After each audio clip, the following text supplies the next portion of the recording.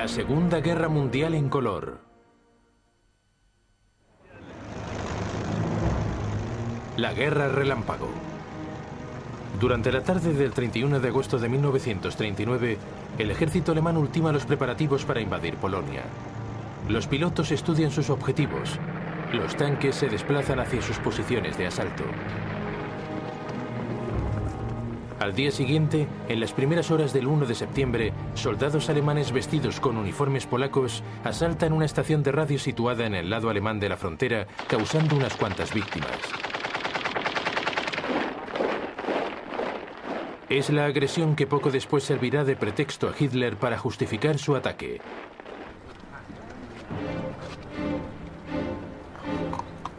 A las 8 de la mañana, las tropas alemanas penetran a través de la frontera polaca y las fuerzas motorizadas avanzan con velocidad.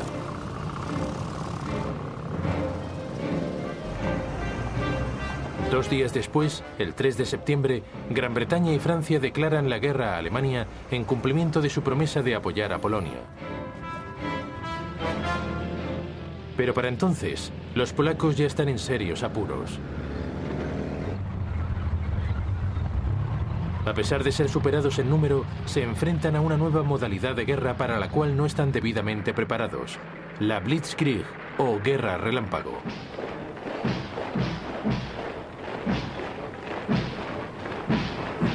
En 1939, el ejército alemán está integrado por 500.000 de hombres.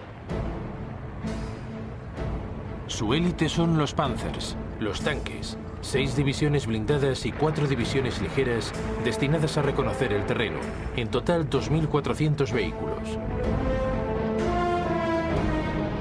Estos han sido diseñados para penetrar en las defensas enemigas y abrirse camino sin oposición, cortando comunicaciones y sembrando la confusión. Los puntos fuertes enemigos son arrollados y la infantería que llega a continuación sofoca cualquier resistencia. La nueva fuerza aérea alemana, la Luftwaffe, también está concebida para la Blitzkrieg. Cuenta con 2.500 aviones alineados para atacar a los polacos. Los más conocidos son los bombarderos Stuka Junker 87. Constituyen una modalidad de artillería aérea que realiza ataques puntuales en apoyo de las fuerzas de tierra en rápida evolución. Los polacos disponen tan solo de 600 aviones. El panorama en tierra no es más prometedor. El ejército polaco cuenta tan solo con 500.000 efectivos. Posee únicamente 880 tanques. Cuenta además con 11 brigadas de caballería, lanzas y caballos contra vehículos blindados. Pero la ventaja de los alemanes no es solo cuestión de número. Utilizan sus Panzers de un modo totalmente distinto, como contundentes unidades de ataque autónomas. Los tanques polacos se hallan dispersados para ofrecer soporte a su infantería. Las tareas de los polacos se ven aún más dificultadas por la ocupación de Checoslovaquia por los alemanes. El oeste del país, incluyendo la capital, Varsovia, está rodeado por 3 lados por territorios bajo control alemán. Esta ventaja geográfica es esencial para el gran plan de Alemania. La misión de la primera ofensiva de los tanques consiste en efectuar una importante penetración inicial. Pero la victoria definitiva dependerá de movimientos de tenazas hacia el interior destinados a rodear y aplastar al enemigo. Dichos ataques procederán del Grupo de Ejércitos Norte, comandado por el general Fedor von Bock, que lanzará sendas ofensivas desde el nordeste de Alemania y el este de Prusia. El Grupo de Ejércitos Sur, dirigido por el general Gerd von Rundstedt, lanzará otras 2 desde Silesia y Eslovaquia. El objetivo de los movimientos de tenazas es confluir en las proximidades de Varsovia y Brest-Litovsk.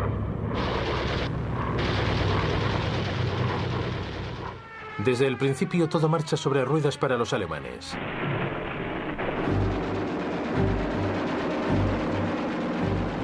La aviación polaca es prácticamente eliminada en los 2 primeros días.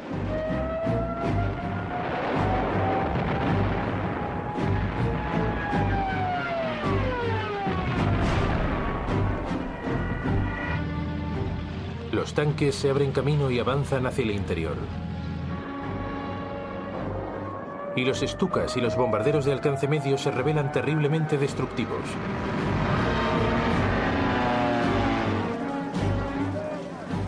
Los polacos son fraccionados y acorralados en reductos donde la mayoría serán hechos prisioneros.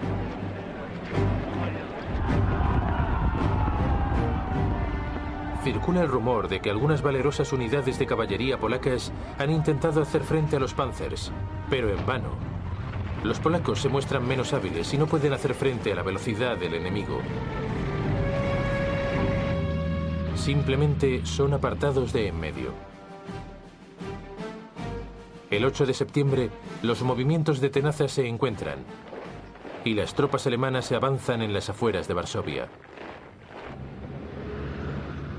El 17 de septiembre, los otros movimientos de tenaza coinciden en Brest-Litovsk. Ese mismo día, fuerzas soviéticas cruzan la frontera este de Polonia según lo acordado entre Hitler y Stalin en el Pacto Nazi-Soviético.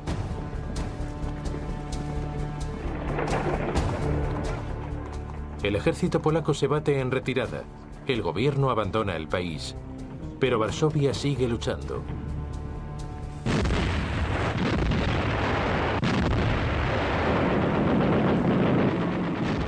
Sus defensores rechazan la oferta de rendición alemana, y la máquina de guerra alemana se emplea contra ellos con toda su furia.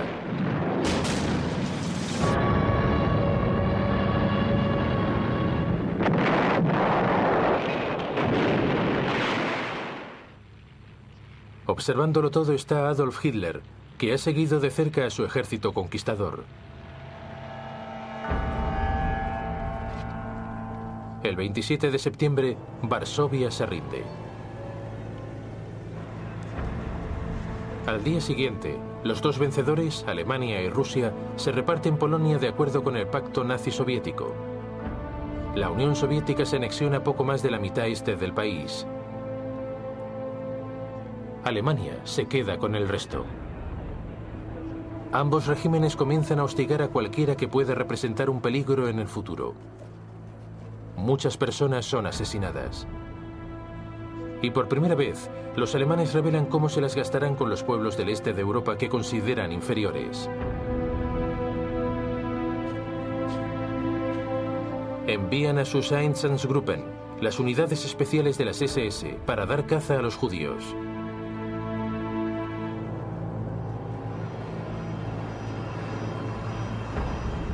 La mayoría son constreñidos en guetos en las ciudades más grandes, donde morirán de inanición. Otros son ejecutados en el acto.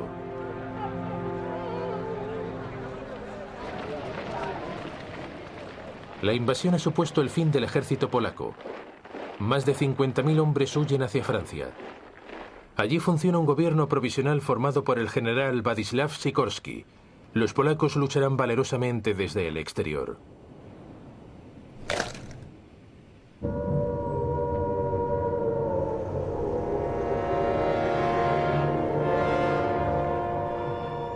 En Gran Bretaña, las sirenas antiaéreas suenan pocos minutos después de que el primer ministro, Neville Chamberlain, anuncie que las hostilidades se han iniciado. En realidad, a pesar de las promesas de sus políticos de defender la soberanía polaca, Gran Bretaña y Francia han hecho bien poca cosa para ayudar a Polonia. Tal como Hitler calculaba, no saben cómo proceder una vez declarada una guerra real. Ambos países han comenzado a movilizarse. Se habilitan protecciones contra ataques aéreos a marchas forzadas. En las principales ciudades se instalan cañones antiaéreos y se construyen refugios. Enseguida los niños son evacuados. Todos deben llevar máscaras antigas y la ciudad es oscurecida para dificultar su visibilidad. El ejército británico comienza a desplegar los 100.000 efectivos de su poderosa fuerza expedicionaria hacia el norte de Francia. Las tropas francesas han sobrepasado ligeramente la frontera alemana, pero rehúsan avanzar más allá del área cubierta por su artillería. La iniciativa está aún en manos de Hitler, y él por lo menos sabe qué va a hacer a continuación.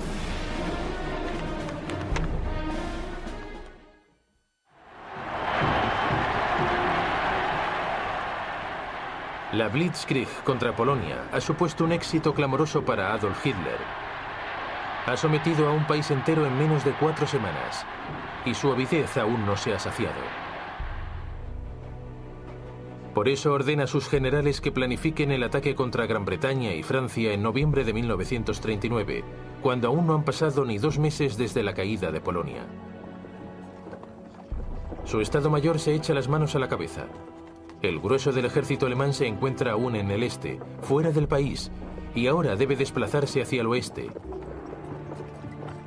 Y eso después de haber padecido importantes bajas durante la campaña de Polonia. Allí ha habido alguna que otra lección que aprender. Los cañones antitanques polacos han destruido el equivalente a una división ligera Panzer. La cuarta parte de los aviones empleados se ha perdido. Los Panzers eran demasiado ligeros y no demasiado fiables. Con frecuencia se veían rebasados por sus columnas de suministro y por la infantería que avanzaba.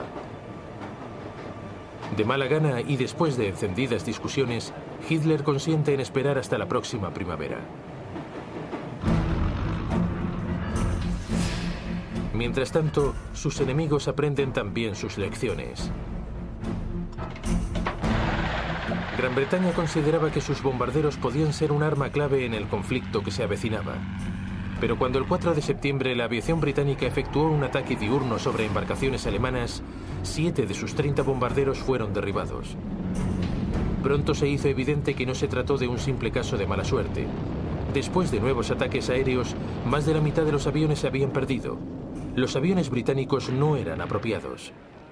Por eso ahora la RAF, la Fuerza Aérea Británica, opta por los ataques nocturnos y decide no arrojar bombas, sino panfletos, para no dar lugar a represalias. Así, cuando la Blitzkrieg se detiene y el cielo está en calma, el núcleo de la contienda se desplaza al escenario restante, el mar. La Marina alemana sigue aún ocupada en un ambicioso programa de reconversión que no concluirá hasta 1948. El comandante de su división submarina, el almirante Karl Dönitz, planea cortar las rutas de suministro británicas a lo largo del Atlántico. Para ello necesita 300 submarinos transatlánticos, pero no tiene más que 38. Con todo, Dönitz se asegura de que todos los submarinos disponibles se encuentren en el mar el día 3 de septiembre, el primer día de guerra contra Gran Bretaña. Esa tarde, al ser confundido con un barco mercante, el submarino U-30 hunde el transatlántico Athenia sin previa advertencia.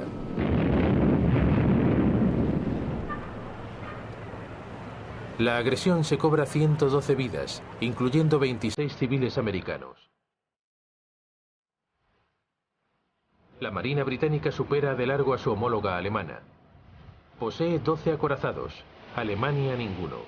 Posee además 5 portaaviones, Alemania igualmente ninguno. Así, después del incidente de la Athenia, Gran Bretaña declara el bloqueo total de los puertos alemanes. Sin embargo, pese a su superioridad numérica, la Royal Navy cuenta con muy pocos barcos de escolta. Muchos mercantes deben zarpar solos, y a finales de 1939, más de 100 ya han resultado hundidos. Enseguida se hace evidente que los británicos han subestimado lamentablemente la amenaza submarina. El 17 de septiembre, el U-29 hunde el portaaviones británico Courageous.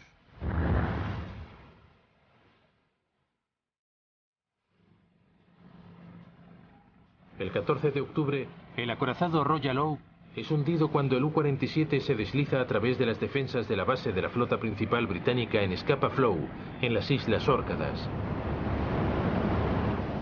Entretanto, también la pequeña flota de superficie alemana es movilizada contra las rutas marítimas enemigas. El 22 de noviembre, los cruceros de combate Scharnhorst y Genesau interceptan un convoy en el Mar del Norte.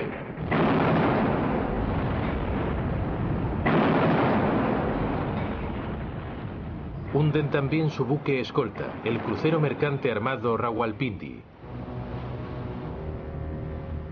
Pero es el acorazado de bolsillo Graf Spee el que causa mayores problemas.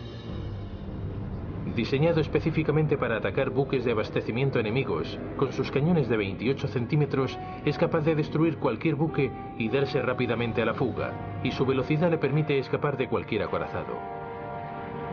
El Graf Spee zarpa de Alemania antes del inicio de las hostilidades. Pronto se dedica a cortar rutas comerciales en el Atlántico Sur y en el Índico. Finalmente, 3 cruceros británicos, el Exeter, el Ajax y la Chills, lo interceptan a poca distancia del Río de la Plata, en la costa este de Sudamérica. Las naves británicas dañan el acorazado de bolsillo tan seriamente que ha de refugiarse en el puerto neutral uruguayo de Montevideo. Allí los alemanes creen en el falso rumor de que han llegado a la zona unas fuerzas británicas mucho más potentes. Cuando el Graf Spee es conminado a abandonar el puerto, su capitán decide hundirlo antes de que lo aniquile el enemigo.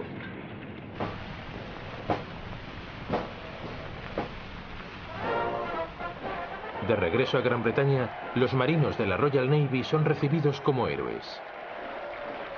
Pero se trata del único éxito claro celebrado por los ejércitos de Gran Bretaña y Alemania durante el invierno de 1939. Sin embargo, aunque en secreto, los británicos pueden celebrar otra victoria, una victoria en el campo de la guerra tecnológica que se reciba.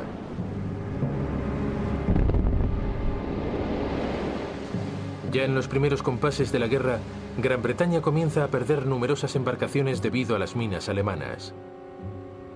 Lo enigmático del caso es que los barcos no parecen chocar contra ellas.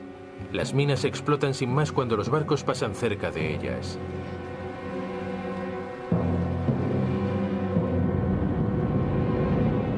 Posteriormente, en la noche del 22 de noviembre de 1939, un avión alemán es descubierto arrojando una mina sobre el estuario del Támesis durante la marea baja.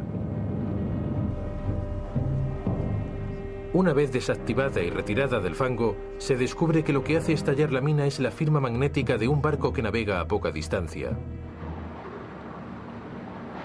La solución consiste en reducir la firma magnética pasando un cable de cobre alrededor del casco y haciendo circular corriente eléctrica a través de él, un proceso llamado desmagnetización. Una vez aplicada la desmagnetización a todos los barcos, el peligro de las minas magnéticas se reduce de manera sustancial. Por lo demás, a principios de 1940, la guerra está calmada. Ambos bandos no hacen gran cosa durante el invierno, salvo patrullar, adiestrarse e intentar entrar en calor, ya que ese invierno es particularmente frío. Un periodista americano la denomina la guerra de broma, en alemán, Sitzkrieg.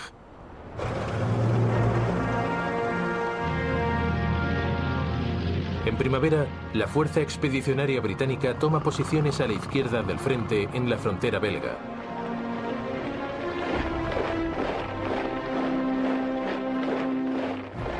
Pero es superada de largo por sus aliados franceses. Francia posee cerca de 100 divisiones a lo largo de las fronteras belga y alemana, y otras en reserva en sus proximidades. Este desequilibrio significa que el comandante británico Lord Gort ha de aceptar sin rechistar las ideas del general francés Maurice Gamelin. Y esas ideas son completamente defensivas. Las esperanzas francesas están depositadas en las imponentes barreras de la línea Maginot, una serie de fortificaciones que transcurren desde Suiza a Bélgica a lo largo de la frontera germano-francesa.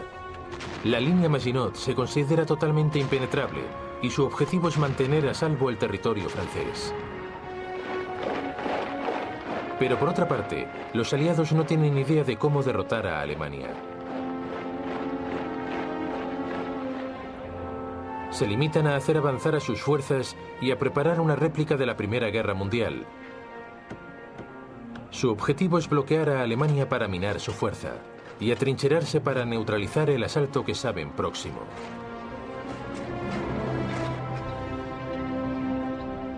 Ninguno de sus comandantes parece considerar que los alemanes podrían adoptar estrategias muy distintas, ni que los próximos movimientos podrían transcurrir en un escenario del todo inopinado.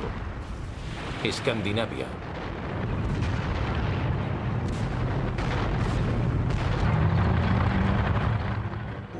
El 30 de noviembre de 1939 se abre un nuevo escenario bélico. La Unión Soviética invade su pequeño país vecino, Finlandia. Finlandia no consiguió independizarse de los rusos hasta 1918 y los detesta. El dictador soviético Joseph Stalin está convencido de que algún día los fineses permitirán a los alemanes atacar Leningrado y el fundamental puerto ártico de Múrmansk. El ejército rojo supera al de sus adversarios en número de más de 10-1. La invasión promete ser un paseo.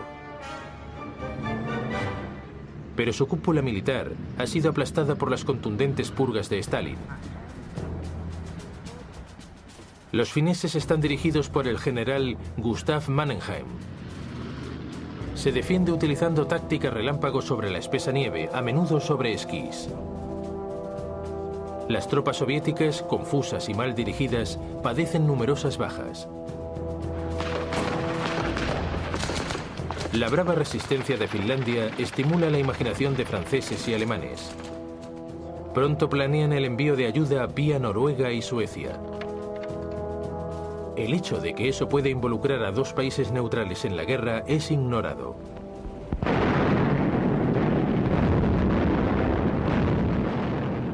Pero una nueva ofensiva soviética a principios de febrero rompe la línea defensiva finesa. A primeros de marzo, los fineses han de ceder territorio a Stalin. También Hitler ha comenzado a mostrar interés por Escandinavia. La máquina de guerra nazi precisa del mineral de hierro procedente de Suecia. En los meses de invierno, la única manera de que llegue a Alemania es a través del puerto noruego de Narvik. Si los aliados desembarcan en Noruega, esa vía de abastecimiento esencial podría verse interrumpida. Por eso ordena planificar la invasión de Noruega. Dinamarca, que queda en medio, también habrá de ser ocupada. El escenario noruego se calienta el 16 de febrero de 1940. El destructor británico Cossack aborda el barco de abastecimiento alemán Altmark en un fiordo noruego a fin de liberar prisioneros. Más adelante, el 9 de abril, las tropas alemanas comienzan a desembarcar en 5 puertos: Oslo, Kristiansand, Bergen, Trondheim y Narvik. De manera simultánea, efectivos de la recién creada división paracaidista alemana ocupan los aeródromos de Stavanger y Oslo. Cogidos por sorpresa, los defensores noruegos se ven rápidamente aplastados. También los daneses. Las fuerzas alemanas ocupan ambos países en 24 horas. En Noruega, los alemanes se desplazan velozmente para conectar sus cabezas de playa y ocupar las principales ciudades. En el aire, el dominio de la Luftwaffe es incontestable. Los aliados responden. Una fuerza de desembarco es enviada a la zona con la intención de recuperar Narvik. Las tropas de Francia y Noruega consiguen su objetivo el 28 de mayo. Pero una poderosa fuerza alemana se aproxima. 6 semanas después, los aliados abandonan Noruega a su suerte.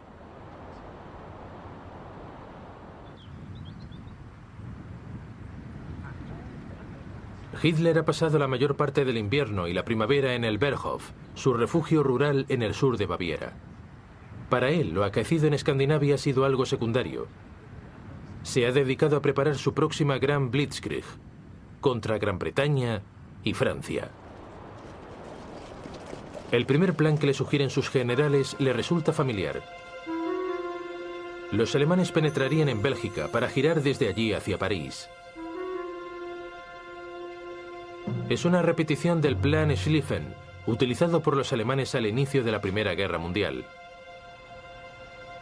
Los aliados cuentan con ello, y su principal discusión estratégica consiste en cómo prepararse para neutralizarlo. Cuando los alemanes ataquen, los aliados planean que sus fuerzas situadas al oeste de la línea Maginot penetren en Bélgica para frenar al enemigo en la línea más corta y defendible formada por los ríos Dil y Mosa. El 10 de enero de 1940, un avión de enlace alemán pierde su rumbo y se estrella en Bélgica. En su interior se encuentra una copia del plan alemán. Eso convence a los aliados de que su plan Dil ha de funcionar y despliegan sus efectivos en consecuencia. Por desgracia, el mismo incidente induce a los alemanes a cambiar por completo de planes. El estratega principal, el general Erich von Manstein, siempre ha considerado el plan original poco imaginativo. Le preocupa que las tropas alemanas pudieran quedar empantanadas como en la Primera Guerra Mundial y que su país acabara derrotado tras una lucha interminable. Por eso propone a Hitler que la ofensiva principal se desarrolle en la zona en que termina la línea Maginot, donde los aliados verían más vulnerables cuando sus ejércitos situados en el oeste avanzaran. La práctica totalidad de los tanques alemanes se reuniría frente a las Ardenas, al sudeste de Bélgica. Los aliados consideran esta zona abrupta y boscosa poco menos que infranqueable para los tanques, por cuyo motivo no se han preocupado en exceso de defenderla. El plan consiste en reubicarse detrás de los ejércitos aliados que se habrán adentrado en Bélgica. Así podrán cortarles el paso y todas las fuerzas situadas en la línea Maginot serán sobrepasadas. Es una estrategia arriesgada. Las unidades blindadas alemanas pueden quedarse atascadas en el bosque, pero a Hitler le gusta. Así pues, las fuerzas alemanas reorganizan sus posiciones sin el conocimiento de los aliados. Mientras tanto, los aliados se preparan para su prolongada guerra defensiva.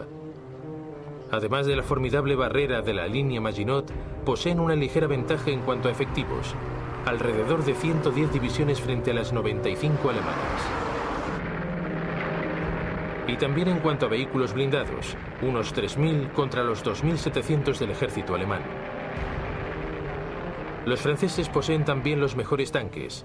Sus Char B de 32 toneladas disponen de dos cañones de 75 y 47 milímetros. Su desventaja es que el cañón principal está montado en el casco, con lo que se hace difícil apuntar. El segundo cañón se encuentra en una torreta monoplaza en la cual el tripulante ha de controlar el tanque y a la vez dirigir el cañón. En contraposición, el último modelo alemán, el Panzer Mark IV de 17 toneladas, dispone de un cañón de 75 milímetros en una espaciosa torreta para 3 personas, de manera que sus tripulantes pueden trabajar en equipo, pero solo hay un centenar de vehículos disponibles. Los demás tanques principales franceses poseen también cañones comparables a los de los alemanes, pero su torreta es igualmente monoplaza.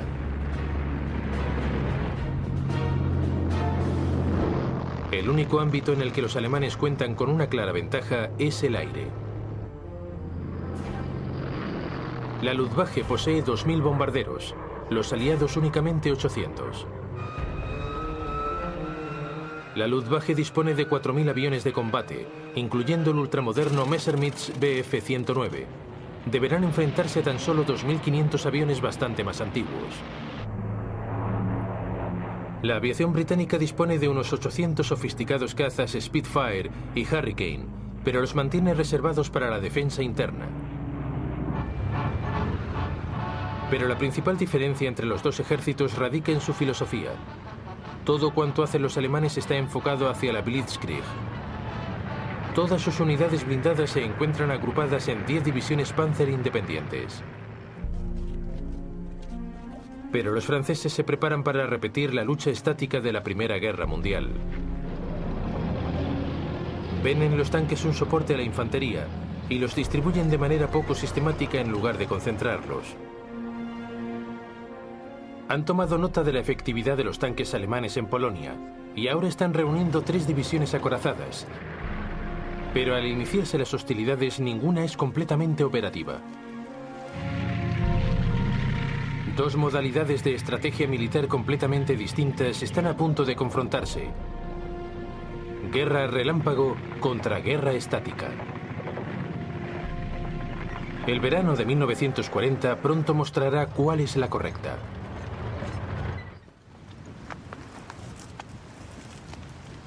El 10 de mayo de 1940, Winston Churchill se convierte en primer ministro del Reino Unido. No podía haber elegido un día peor, pues es la fecha en que Hitler decide lanzar su Blitzkrieg contra Francia y Gran Bretaña.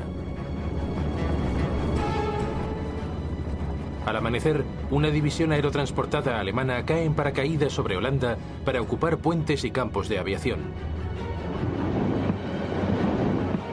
Simultáneamente, la sólida fortaleza belga de Eban-Emael es asaltada. Zapadores paracaidistas se lanzan sobre sus cúpulas desde los planeadores alemanes. Rápidamente, inhabilitan los cañones. Mientras tanto, la Luftwaffe ataca bases aéreas en Holanda y Bélgica.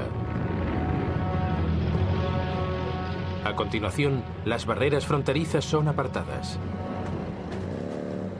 Y el grupo de ejércitos B de Hitler, comandado por el general Fedor von Bock, se adentra en Holanda y Bélgica. Conforme a lo planeado, los ejércitos británicos y francés situados a lo largo de la frontera belga avanzan hacia su nueva línea defensiva a lo largo de los ríos Dyle y Mosa.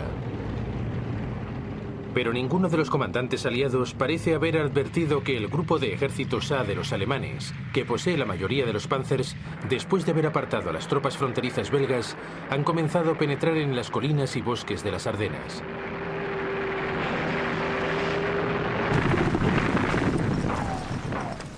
Mientras tanto, los alemanes avanzan velozmente a través de Holanda.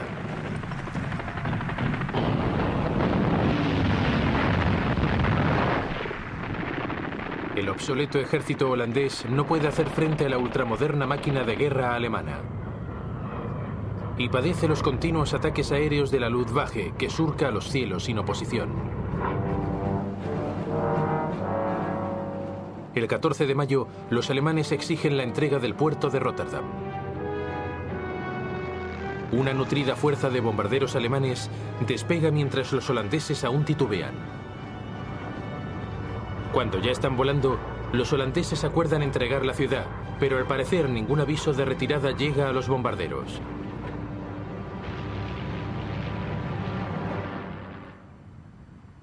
Rotterdam es devastada. Holanda capitula al día siguiente.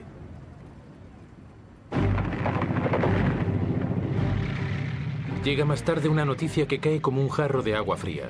La posibilidad que británicos y franceses habían juzgado imposible se ha cumplido. Los tanques alemanes han atravesado las Ardenas y han llegado hasta el Mosa por la tarde del 12 de mayo. Entre los primeros en llegar a Sedan, al norte de la línea Maginot, se encuentran los hombres del 19º Cuerpo Panzer, dirigido por el general Heinz Guderian, que acaba de salir victorioso de Polonia.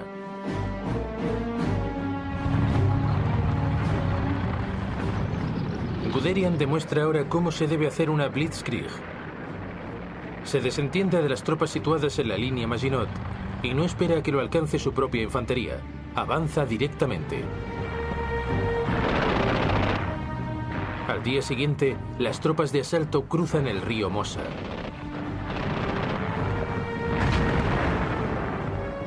Los zapadores comienzan a construir puentes para las unidades blindadas pese al intenso fuego francés.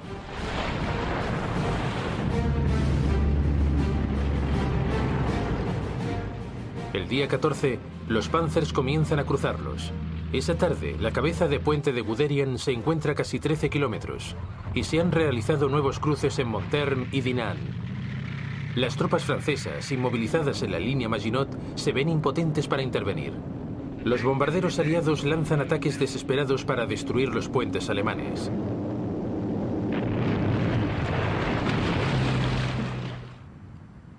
Pero la mayoría son derribados.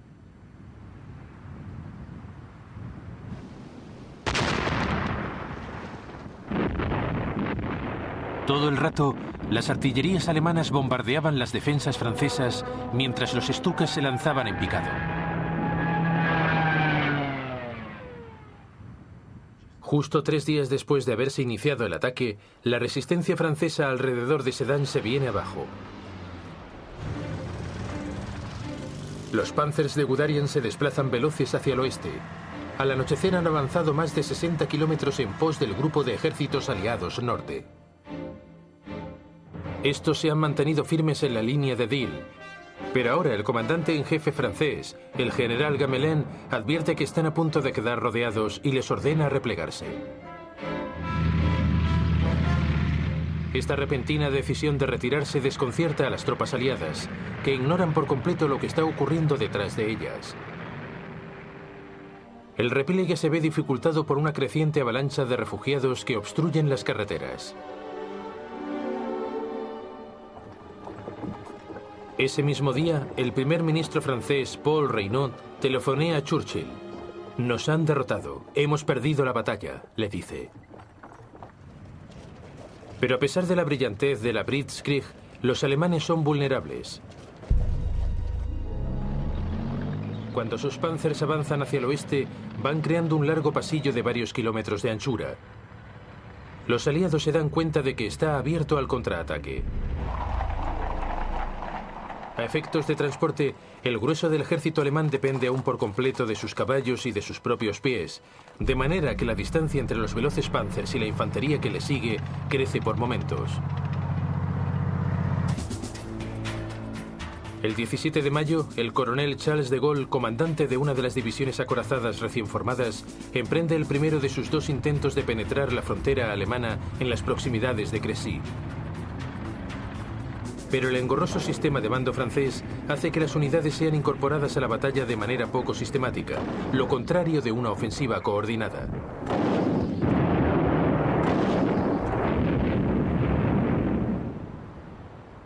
Los alemanes tienen pocas dificultades para repeler los 2 ataques, causando numerosas bajas. Ahora parece que nada puede frenar a Guderian, que se adentra cada vez más en territorio francés. El día 19, sus unidades punteras ya han sobrepasado Peronne. El día 20, tras una extraordinaria carrera de 90 kilómetros, Amiens es ocupada a la hora del almuerzo. Abbeville, a solo 22 kilómetros del Canal de la Mancha, es ocupada a las 9 de la noche. Y a medianoche, un batallón de la 2ª División Panzer llega a la costa de Noyelles. Los alemanes han dividido en 2 el frente aliado. Ahora todo depende de si serán capaces de defender ese largo pasillo o de si los aliados podrán contraatacar con éxito.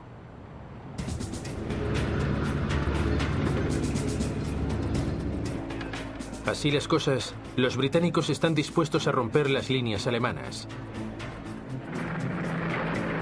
El 21 de mayo, 2 batallones acorazados se preparan para lanzar un ataque en el sur de Arras. Los tanques británicos son menos apropiados para el combate en rápida evolución que los franceses. Su máquina más eficaz, el Matilda II, ha sido diseñada para ofrecer soporte a la infantería. Aunque está bien acorazado, es lento y sus cañones son menos potentes.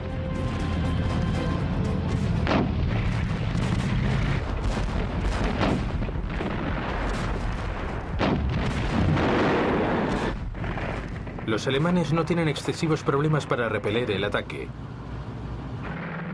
Pero eso produce una reacción. El alto mando alemán comienza a preocuparse por sus prolongadas líneas de comunicación. En consecuencia, por el momento el avance hacia el sur de Francia queda suspendido hasta que llegue la infantería.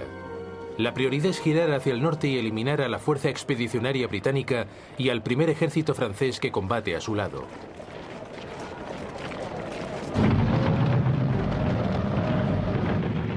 El 22 de mayo, Guderian y los Panzers inician su ofensiva para destruir los ejércitos aliados. Estos se retiran hacia los puertos de Boulogne, Calais y Dunkirk, pero quedan atrapados. El 23 de mayo, el general Alan Brooke, comandante del 2º Cuerpo Británico, escribe: «Nada excepto un milagro puede salvar a la fuerza expedicionaria británica». 2 días después, los alemanes ocupan Boulogne.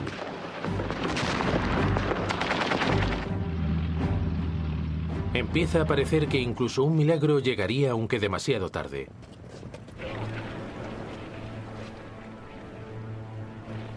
El 25 de mayo de 1940, la situación de la Fuerza Expedicionaria Británica y del primer ejército francés es desesperada. El puerto de Boulogne ha sido invadido. Las tropas alemanas han aislado Calais. Los británicos se han visto obligados a regresar al puerto de Dunkirk. Lord Gord, el comandante británico, notifica a su gobierno que la única esperanza de salvar ni que sea una fracción de sus tropas consiste en organizar una evacuación por mar. Pero cuando los bombarderos en picado comienzan a silbar y los Panzers se preparan para el asalto final, la evacuación se antoja una esperanza vana. Los británicos prevén que Dunkirk será tomada en un solo día. Sin embargo, los británicos ignoran que Hitler y el alto mando alemán han tomado una decisión que los salvará de la aniquilación total.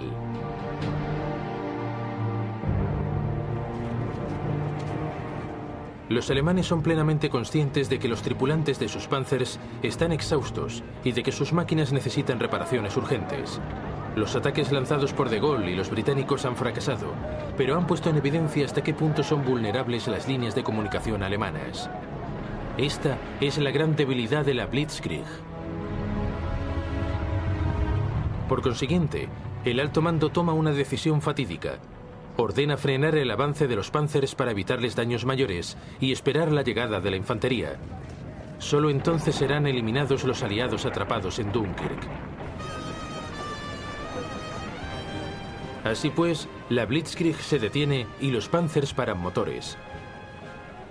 No avanzarán durante 2 días, lo suficiente para conceder, especialmente a los británicos, un cierto tiempo para prepararse. Mientras los tanques esperan, la única acción importante tiene lugar en Calais. Allí, las guarniciones francesa y británica se niegan a rendirse. Pero son aplastadas tras 3 días de sangrientos combates cuerpo a cuerpo. Cuando los Panzers se ponen nuevamente en marcha 2 días después, el 26 de mayo, el tiempo ha cambiado.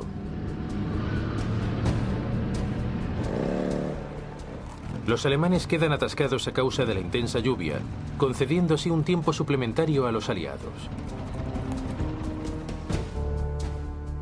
Así las cosas, el 26 de mayo a las 7:57 horas, el vicealmirante Bertram Ramsay, oficial superior de la Marina, recibe la señal para poner en marcha la operación Dinamo.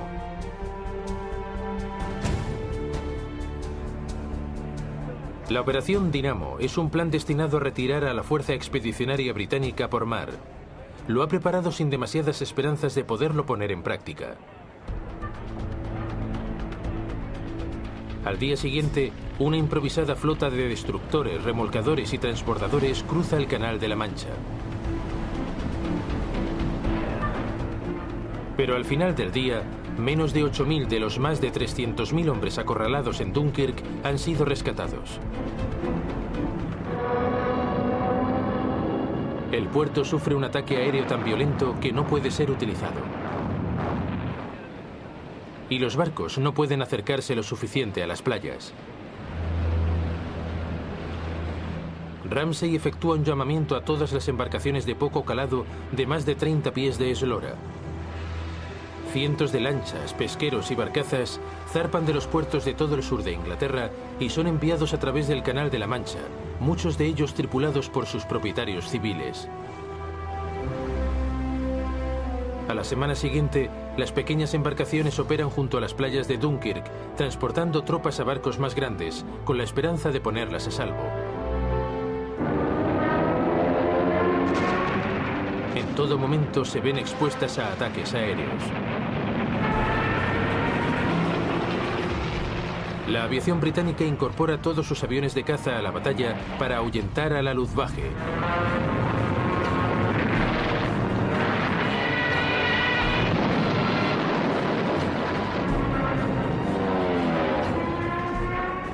Aún así, 7 destructores franceses y otros 7 británicos son hundidos junto a 24 buques de guerra de menor tamaño. la cuarta parte de las 665 pequeñas embarcaciones nunca regresará a casa. Pero cuando la evacuación concluye el día 4 de junio, más de 300.000 hombres, el 41% de los cuales franceses, han sido rescatados.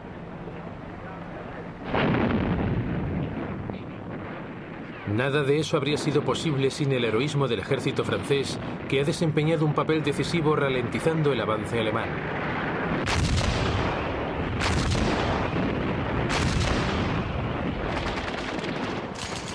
La retaguardia francesa no abandona sus posiciones alrededor de Dunkirk hasta que los últimos barcos se alejan de las playas.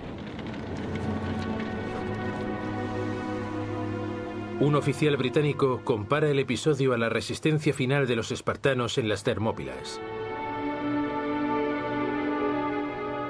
Con todo, el ejército británico ha perdido la mayoría de sus armas pesadas. No volverá a estar en condiciones de luchar contra los alemanes durante un largo tiempo. Francia continúa luchando, aunque ha perdido más de la mitad de su ejército. Los alemanes, en cambio, disponen de 92 divisiones, incluyendo montones de unidades blindadas. El 5 de junio por la mañana, un breve bombardeo inicia la destrucción final de Francia.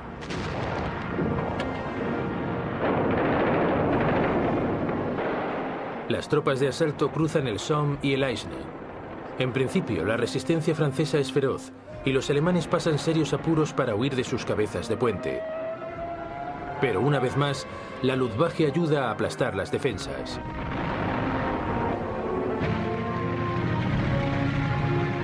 Pronto los Panzers se abren camino hacia el sur, y el goteo de las tropas francesas que se rinden se convierte en una riada. El día 8, los Panzers alemanes llegan al río Sena, y la infantería se encuentra a unas pocas horas de distancia. Una vez cruzado el río, los alemanes se abren en abanico hacia el interior del país. El día 14, el ejército alemán desfila en París.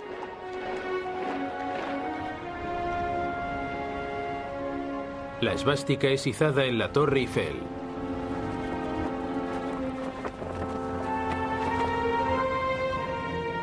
Hitler ha conseguido la presa que se le escapó al Kaiser en 1914. Los parisinos no pueden más que mirar perplejos y horrorizados.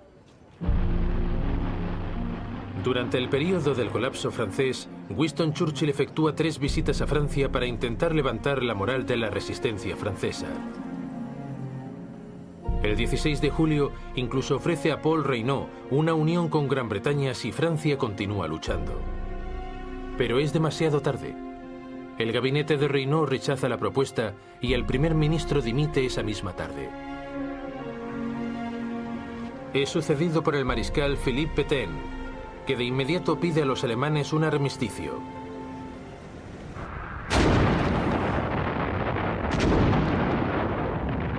Solo entonces los alemanes inician por fin el ataque a la línea Maginot, que ha quedado aislada. Después de un intenso bombardeo de la artillería, los defensores franceses ofrecen únicamente una resistencia simbólica antes de que las tropas alemanas ocupen los fuertes.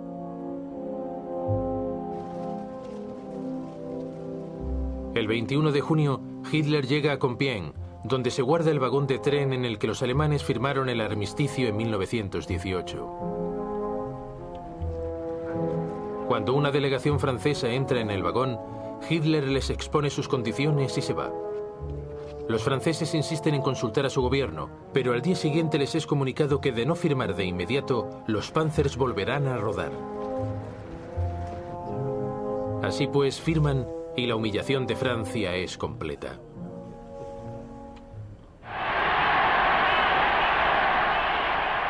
Hitler considera absoluto su control sobre el oeste de Europa. Está convencido de que ahora los británicos buscarán la paz y de que pronto podrá pasar a la segunda etapa de su plan general. Pero pese a que la Blitzkrieg ha conseguido mucho y muy deprisa, no le ha hecho ganar la guerra. Los británicos, aplastados y maltrechos, han escapado para seguir luchando otro día.